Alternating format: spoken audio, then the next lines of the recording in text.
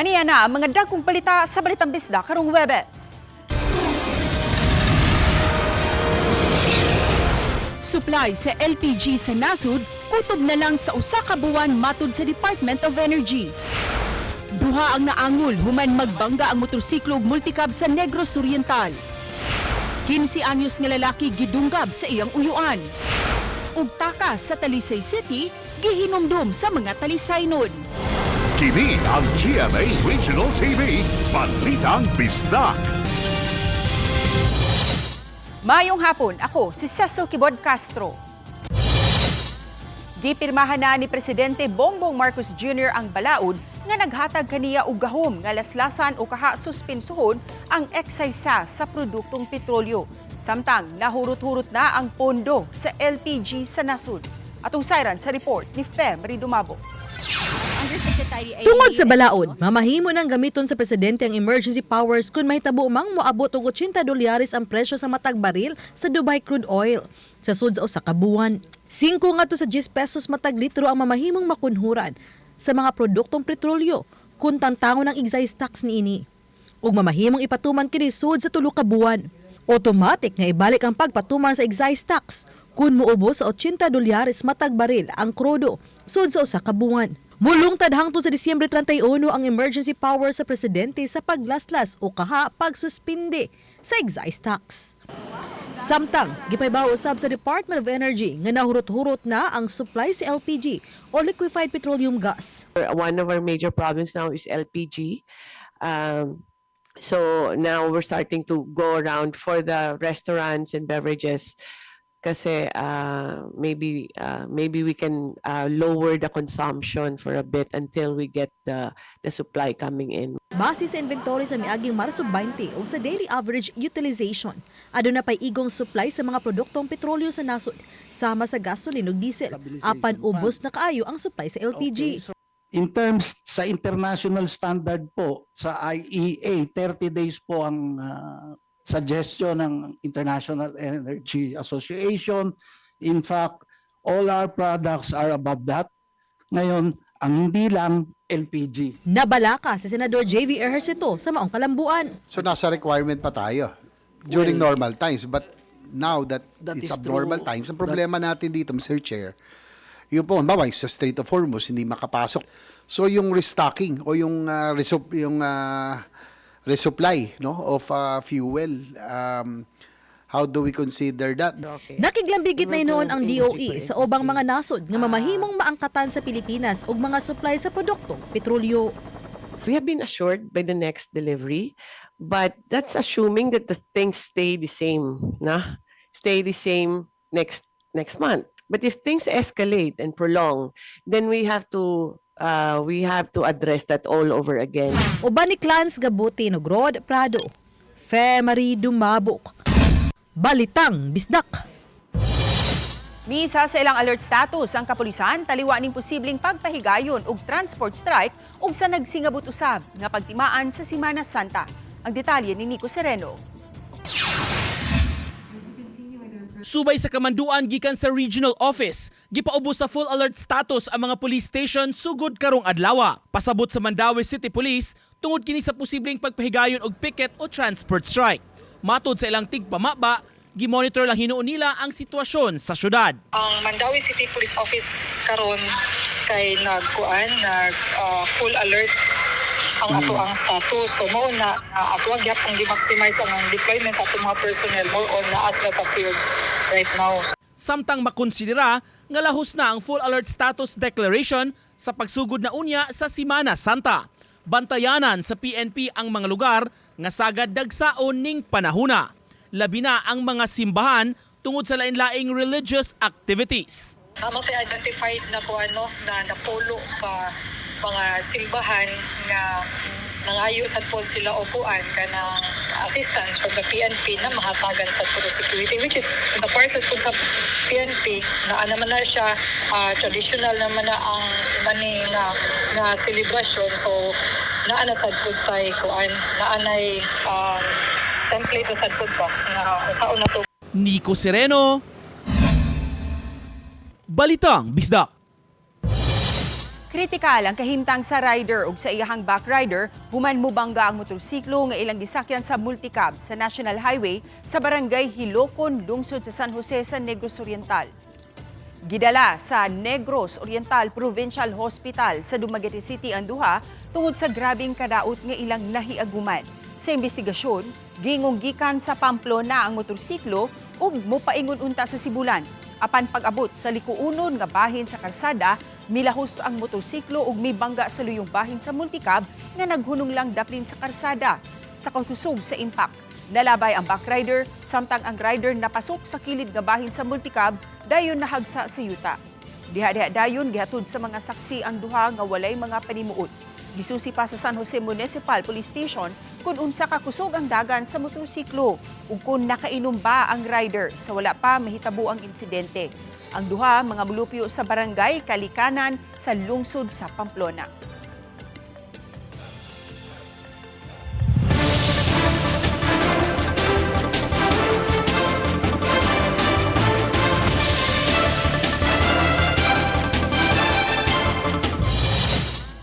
Nangasaba ang usa ka daycare supervisor sa mga magtutudlo. Taliwa sa moving up ceremony sa mga daycare learners sa Barangay Sirao ning Dakbayan sa Subo. Ang iyahang sapot nakuhaan og video. Ang detalye atong sayran sa live report ni Alan Domingo. Alan? Yes, unforgettable kayo ang moving up ceremony sa mga daycare learners sa Barangay Sirao. Tungod ni sa tantrum, dili tantrum sa mga bata ha, kundi tantrum usapot kuno sa ilang daycare supervisor. Sa video nga kuwang sa usa ka ginikanan, makita ang usa ka babae nga naninhawak kinsa adunay gisermonan. Samtang makita usab ang mga bata nga nang lingkod diin ang uban gilaay na. Iksina kini sa moving up sa mga daycare learners niadtong Marso 24 sa buntag sa gym sa Barangay Sirao. Ang babae nga naninhawak mao ang daycare supervisor nga giingong nangasaba sa maestra sa daycare. Matod pa nagsugod ang seremonyas diin na humana ang doxology dihang miandar ang sapot sa daycare supervisor nga nangita sa ECCD checklist apan mihangyo ang magtutudlo nga kun mahimo to follow na lang kay nakasugod na ang programa. Misamot ang kasuko sa supervisor o giingong nagtabog. Gipakaawawan usab ang maestra atubangan sa mga tinun-an ug sa mga ginikanan. Tungod ini, milangom sa Department of Social Welfare Services ang mga ginikanan ug ang mga igsoon sa magtutudlo nga gipakaawawan kay dili nila madawat ang pagbinastos sa supervisor. Gawa sa pagpakaawaw, nabalaka ang mga ginikanan sa epekto sa naitabo sa ilang mga anak nga nakasaksi sa gihimo sa supervisor. Wa makatambong ang maestra nga gipakaawawan kay apektado ang emosyon sa naitabo. Unacceptable kayo ang iyang gibuhat kay ni render mi og amuhang leave from work para lang ana nangandam jud mi. Kadili ra ni karon ra gibuhat niya sa amo igsuon. Mag-meeting amo igsuon, mo apil og mga seminar, yaw-yawan siya aning supervisora. Samtang matod sa mga opisyal sa DSWS, mipahigayon dayon sila og investigasyon, human nakaabot sa ilang atensyon ang nahitabo. Human mabati ang masigkahabig na suta sa DSWS nga adunay kasaypanan ang ilang supervisor ug niangkon usab kini sa gihimo didto sa Sirao. The fact nga naa na ang mga bata, what's important are the children. Pwede ra gani improvise ra nga diploma ang gamiton. Maungin amo instruction ni Ma'am Portia. Wala gyud mo maingon nga dili ipadayon mo kanang putlon ang ceremony because of the checklist. No. Kailangan gid nato i-discipline ang ato ang not only for the kuan manggod ang ato ang pagdisiplin is dili lang ang mga bata kun dili pud ang ato ang mga empleyado nga naasad sa gobyerno nga unsaon pagdala pud ang iyang mga tawo. Girekomendar sa DSWS ang pagtangtang sa serbisyo sa daycare supervisor tungod kay dili nila matolerate ang ingon niini nga pagtatar ngadto sa mga tao. Gihangop sa mga reklamante ang daling pag-aksyon sa DSWS sa ilang reklamo. Kalipay gyud namo ma'am nga nasa gyud disiplina nga buhaton ang ilang header kay di mi gusto man ba nga iyang gibuhat bitaw sa amo igsoon mahitabo ni ngadto sa uban. Ang event maggood was supposed to be nga ang kids may center pero iyang gibuhat murag siya ang ni take all the attention. Sas, walang una nato nganli ang daycare supervisor kahatagan nato siya higayon nga makatubag sa aligasyon. Atong isuwayan pag-adto ang buhatan kaganina apan doon na kini gitambungan kuno nga kalihukan, so posibleng og mga adlaw makahatag na siya sa iyahang habig nining naasoy isyu. Ses. Dagang salamat, Alan Domingo. Kini ang GMA Regional TV, Balitang Bisdak. Kini ang GMA Regional TV, Balitang Bisdak. Isip abag sa transport sector, nagtinguha ang Lapu-Lapu City Government nga mohatag og 50% nga diskwento sa terminal fee. Samtang libreng sakay usab alang sa mga upunganon gihan-ay na. Si Luan Merundina sa report. Sama sa ubang mga PUV driver sa Cebu, naghinam-hinam na usab si Warren Porras nga makadawat sa gisaad nga fuel subsidy sa national government alang sa anaa sa transport sector gawas sa Metro Manila. Liwas sa Semana Santa ang gisaad sa nasudnong kagamhanan nga pagpang-apod-apod sa fuel subsidy. April 6 man kuno ma'am, o tanawon na mo og moabot pa sa April 6. Amo nang tanawon og moabot pa gyud basig kay mga karaan ingon nga para sa atong niagi wa man kuno moabot ma'am. Nya balo asa pa dong. Amo nang tanawon lang og di moabot aw. Wa gitay kuana ni. Matod ni Lapu-Lapu City Mayor Cindy Kinshan nga gitun-an karon sa management team sa Dakbayan ang paghatag og fuel subsidy ngadto sa mga PUV drivers ug mga mananagat nga motor bangka ang gamit apan di malakip sa mahatagan unya sa fuel subsidy sa nasudnong kagamhanan. Based on the savings nato sa city, no, naatay mga activities na atong gi-forgo this year para naatay savings para mo atong abag mahatag nato as fuel subsidy. Gawas ni ini, gitinguha na usab karon sa lokal nga hagamhanan sa Dakbayan sa Lapu-Lapu ang paghatag og 50% nga diskwento sa terminal fee sa mga PUJ, VHAR ug multicab nga adto tigparadahan sa public terminal. Mato ni Chan, nagpaabot na lang sila nga matuki kini sa konseho o maaprubahan. Di man jud kay bugat pero mas maka-offer ta bisag at least 50% discount sa mga terminal fees. Samtang gi-finalize na usab karon sa City Traffic Management System kon CTMS ang rota nga gihatag sa City Engineering Office nga mo'y subayon sa mga bus sa Dakbayan nga mohatag og libreng sakay sa mga upunganon. Uban ni Marlon Malgazo, Luan Merondina, Balitang Bisdak. Gikawat ang usa ka motorsiklo nga nagparking gawas sa usa ka pizza shop sa barangay San Roque, Talisay City. Matud sa 24 anyos nga biktima, nga gibilin niya kadiyot nga nag-andar ang iyahang motor kay igura siyang nagpalitog sigarilyo. Siyang pagbalik, wala na ang iyang motorsiklo. Dali siyang nagpatabang ug nag-report sa kapulisan. Usa ka netizen ang nag-message sa biktima online ug may pahibaw nga gibaligya ang motor niini sa Toledo City. Hinungdan nga gihimo ang operasyon. Ug tuod man, nakita sa biktima ang motorsiklo niini nga gibaligya. Daling gisikop sa kapulisan ang sospek nga si alias RG 31 anyos nga taga-Dakbayan sa Subo apan kasamtangang nagpuyo sa Toledo City. Nasakmit ang kinawat nga motorsiklo ug cellphone nga gigamit sa sospek sa pagkontak sa buyer niini. Kasong carnapping ang gipasaka batok sa maong suspitsado. Samdan ang usa ka 15 anyos nga batan-on humandong gaba sa iyang uyuan gamit ang screwdriver. Nahitabo ang insidente sa Mandawi City kung diin giingong unang nagkabingkil ang 41 anyos nga uyuan ug igsuon sa biktima. Nagkalalis kuno tungod sa gihigdaan nila. Apan nakamata ang batan-ong biktima ug giingong misuway pagsusi ug pag-uwang unta ug siya hinuon ang nadunggaban. Nadala sa ospital ang biktima, hinuon anaa na kini sa luwas nga kahimtang. Since naitabog na siya, lasing ko man siya ganinang isayo kay Sbultag. So, di mata man ni ang victim kay bisabaan. So, siya ang napahimungtan sa suspect. So, koto nga gi-stab siya sa iyang buko-buko na agyaning kuan kaning screwdriver. Giila ang natampo sa 20 ka mga pamilya subay sa kagawasan sa Talisay City gikan sa pagkasakop sa mga Hapon. Ang detalye sa report ni Femery Dumabo. Rain and shine man, padayong gisaulog ang ika-81 nga kasumaran sa takas sa Talisay sa yuganihang buntag. Gibuksan kini sa Santos nga misa, dayon ang wreath laying, flag raising ceremony. Giawit usab ang Japanese national anthem sa Estados Unidos ug ang national anthem sa Pilipinas.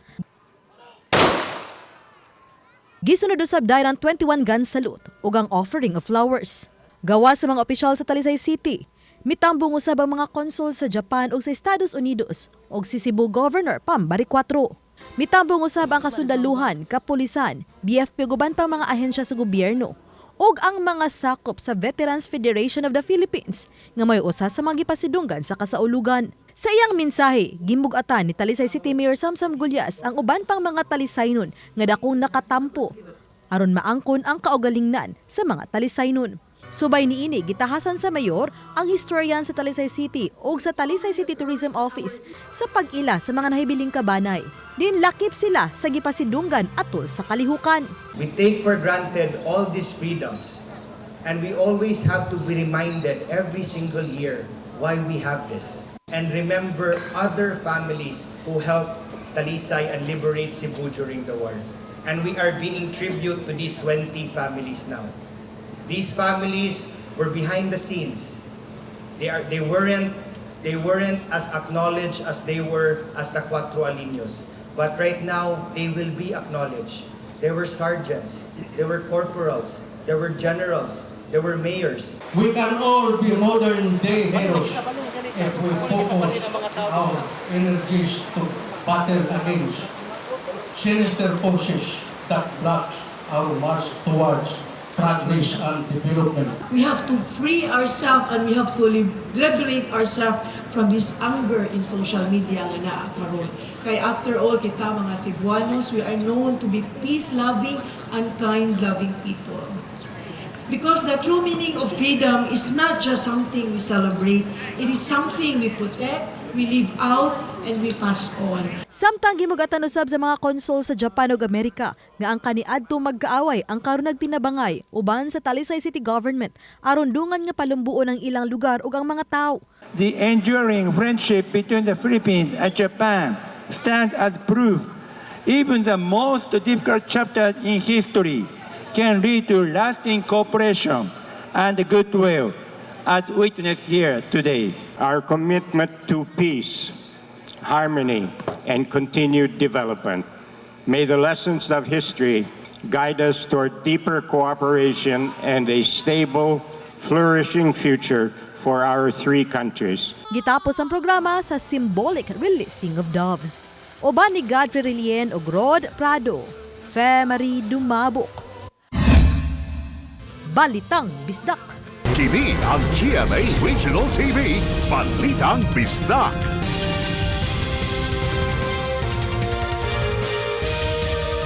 Kini ang GMA Regional TV, Balitang Bisdak. Nagpadayon ang pag-inspeksyon sa taga-Department of Energy ug Local Price Council sa mga gasoline stations. Gisusi ang ilahang presyo ug ang ilang supply. Ano ang report ni Nico Sereno? Uban ang mga representante sa Department of Energy Visayas Field Office, nagpahigayon ng inspection ang Mandaue Local Price Coordinating Council sa lain-laing gasoline stations sa syudad. Bahin kini sa price monitoring nila ug pagsusi kung may igo pa bang supply sa lain-laing mga gasolinahan. Pagpangumusta na sab sa mga nagnegosyo sa dagan sa Patigayon karong panahona. Sa pikas bahin, na-identify na sa Mandaue City LGU ang rota nga ipuno sa ilang libre sakay program. Naglakip ini ang rotang A. del Rosario ngadto sa Magikay, Cebu North Road paingon sa Kanduman ug Basak Kanduman Road padung sa barangay Kasili. Matod ni Mayor Jonky Uwano, may mga barangay nang mikomit nga mopagamit sa ilang mga sakyanan. Itanyag ang libreng sakay sa oras ting biyahe sa buntag ug pagpamauli sa hapon. Definitely this Monday makasugod na to atong libreng sakay. Sino provide sa drivers o sa Ang city. City ug ang gas ug ang drivers ang city. Then plus napagay ka ng murag conductor sa city side. Just to keep everything in order lang. Matud sa mayor, plano gyud sa syudad nga mo purchase og dugang mga sakyanan aron ipuno sa duha ka existing modern jeepneys aron maoy mutanyag sa libreng sakay. Sa pagkakaron, muabang una ang syudad og electric vehicle aron ipuno sa nagdagan karon nga nagtanyag sa free ride. Ato lang maka-provide lang tanon og gamay nga alibyo sa atong mga constituente diri karon labi na karon nga kataas na gyud ang kaning fuel cost. Nico Sereno, Balitang Bisdak. Subay sa pagsaulog sa Women's Month, gihatagan og prioridad ang mga kababayan ang solo parents, senior citizens ug mga PWD nga makapalit sa tag 20 pesos matag kilo nga bugas atol sa paglusad niini sa Kadiwa Pop-Up Store karong adlaw sa Lapu-Lapu City. Si Duan Merondina sa report. Sa labing unang higayon, aduna nay tag 20 pesos matag kilo nga bugas nga mapalit sa Lapu-Lapu City apan didto lang kini sa Kadiwa Pop-Up Store sa Lapu-Lapu City Hall. Ug kay anaa pa lang usab sa usa ka gatos kasakong bugas ang gitagana sa Department of Agriculture Region 7 ug sa National Food Authority Region 7 alang sa paglusad niini sugod karong adlaw, gihatagan og prioridad ang mga kababayin ang mga upunganon nga mga solo parents, mga senior citizens ug mga PWD. Nag-inusarang gibuhi sa 56 anyos nga si Tomasa Cabardo ang iyang tulo ka mga anak, busa problemado siya kanunay sa pagpangita og kwarta aron aduna sila'y mapalit nga pangkonsumo matag adlaw. Busa gihangop niya nga nakapalit siya karon og napo ka kilo nga tag 20 pesos nga bugas. Nag-all ko ma'am kay wa mi mga trabaho. Bitaw, nakoy PWD. Nasunugan pag yun mi pag 24.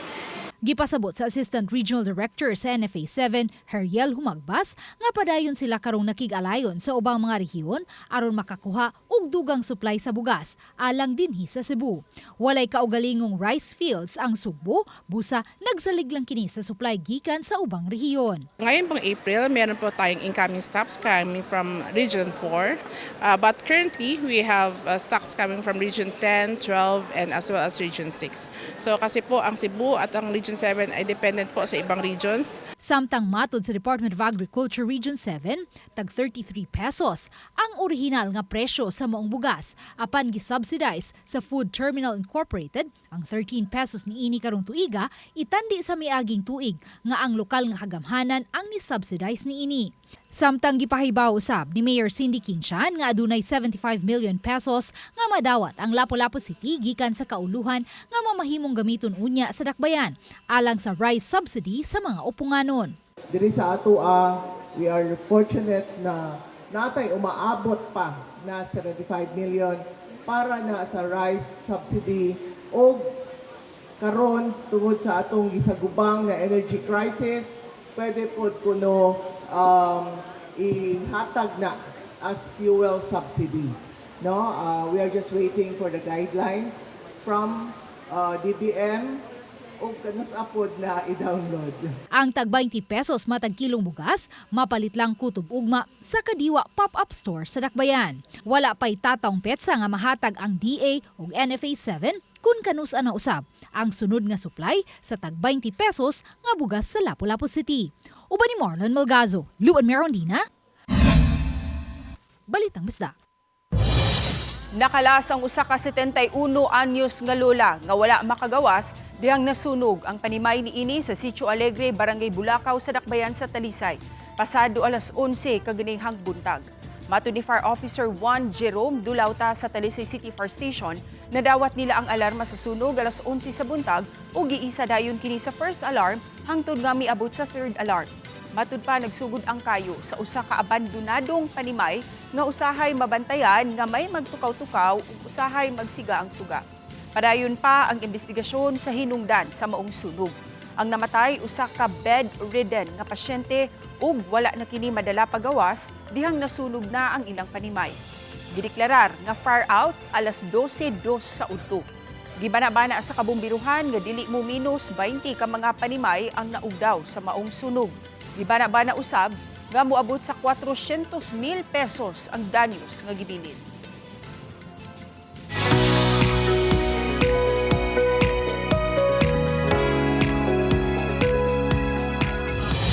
Malampuson ang gipahigayong rescue operation sa kapulisan ug sa Cybercrime Investigation and Coordinating Center sa mga tinun-ang nagplano moatake ug muguba sa usa ka tunghaan didto sa Laguna.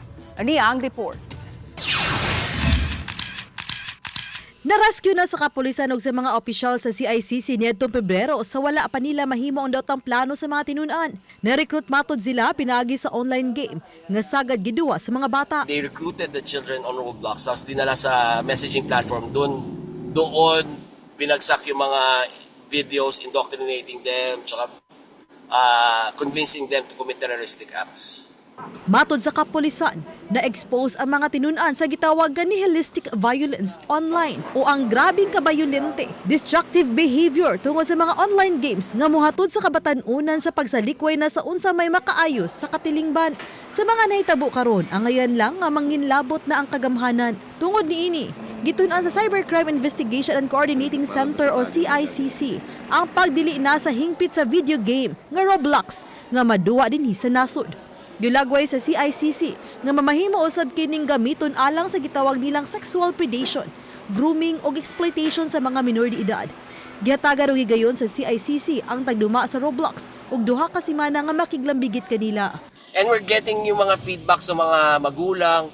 They're really pushing forward for the strict regulation of that particular gaming platform, if not total blocking talaga ng platform. Uyon usab ang cybercrime watchdog nga Digital Pinoy sa pagban sa Roblox. Ilang gitataw nga dili kini matawag nga usa ka censorship. Ito malinaw na accountability ito kasi merong corrective actions na ibinibigay at binibigyan po sila ng due process. Kaya malinaw po na hindi po ito censorship.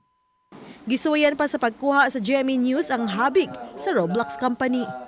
Uban ni Clans Gabutin, Femari Dumabok. Balitang Bisdak. Ayan, mamahimo nang makapalit og tag 20 pesos matag kilo nga bugas ang mga taga Lapu-Lapu City sugod sa buwan sa Abril. Apan gitataw sa market administrator sa Dakbayan nga ang unang batch alang lang una sa mga anaa sa vulnerable sector sama sa mga PWD, mga miyembro sa 4Ps, mga senior citizens ug solo parents. Nakapahigayon na og inspection ang taga Department of Agriculture sa mga dapit sa Dakbayan nga mamahimong kabutangan sa supply sa maong bugas. Napilian nila ang covered court at bang sa City Auditorium kay mas hamugaway ang dapit, ilabi na alang sa mga senior citizens ug PWD. Wa pa hinuon matataw kung unsang pitsaha sa Abril kini matigayon. Apan una nang gipahibaw sa market administrator nga nagahin ang Department of Agriculture og 50 ka mga sako sa bugas alang sa 250 ka mga beneficiaries. Tag na po ka kilo ang ilang mamahimong mapalit. Anytime sa April kay ila pa man tong ipa-approve ang among mga proposed sites, ma'am, kung asa jud ato ang ma-approve sa head office. Mitanyag og trabaho ang Dole 7 alang sa mga skilled workers atol sa gipahigayong job fair sa usa ka state university nga giuluhan og Project Dapat Construction Job Fair. Gitumong kini alang sa mga skilled workers ug sa natad sa engineering. Bukas usab kini sa mga senior high graduates nga nakalinya niini. Samtang gipahigayon usab atol sa kalihukan ang one-stop shop sa mga ahensya diin mitanyag og serbisyo sama sa SSS, Pag-ibig Funds ug uban pa. This is a key employment generator atong construction industry, and then I think because of the DPWH that they started this job fair, so our national office came up with this concept.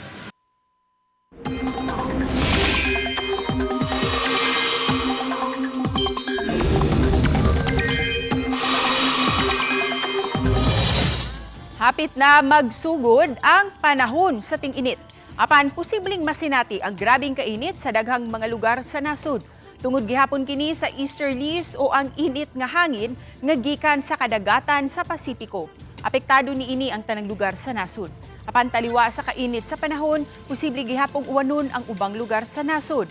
Samtang subay sa rainfall forecast sa Metro Weather, adunay higayunan nga masinati ang katag-katag nga mga pag-uwan-uwan sa ubang lugar sa Samar ug Leyte provinces. Lakip na ang ubang lugar sa Central Visayas. Posible usab nga uwanon ang ubang lugar sa nasod.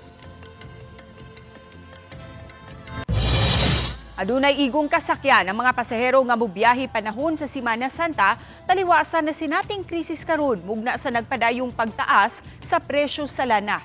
Matud ni LTFRB 7 Regional Director Abu Samen Matwan, Nga mipasalig ang mga bus company nga adunay igong kasakyan sa mga pasahero inig-abot sa panahon. Samtang buot masiguro sa LTFRB nga luwas ang tanang mga tao nga mobiyahe, usa gikinahanglan nga masiguro ang roadworthiness sa mga sakyanan ug ang kahimtang usab sa panglawas sa mga driver. Apil sa tutukan sa ahensya, uban sa pakig-alayon sa PNP ang kahapsay ug kalinaw sa mga terminal. Higpit nga gidili usab ang overloading sa mga pasahero. We are having the daily monitoring sa ating mga terminals for us to see kung saan talaga yung mga ruta na nangangailangan ng additional units. Kami ang GMA Regional TV Balitang Bisdak. Kinatibukang puwersa alang sa mas dakong misyon ug mas halapad nga pag-alagad sa nasod. Mayong hapon mga kapuso.